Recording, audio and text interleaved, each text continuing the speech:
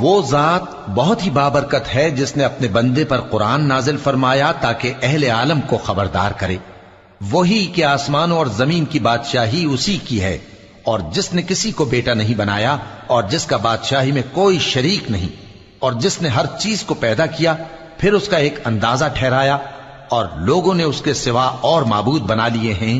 جو کوئی چیز بھی پیدا نہیں کر سکتے اور خود پیدا کیے گئے ہیں، اور نہ اپنے لیے نقصان کا اور نہ نفع کا کچھ اختیار رکھتے ہیں، اور نہ مرنا ان کے اختیار میں ہے اور نہ جینا اور نہ مر کر اٹھ کھڑے ہونا۔ اور کافر کہتے ہیں کہ یہ قرآن من گھڑت باتیں ہیں جو اس مدعی رسالت نے بنا لی ہیں، اور کچھ دوسرے لوگوں نے اس میں اس کی مدد کی ہے۔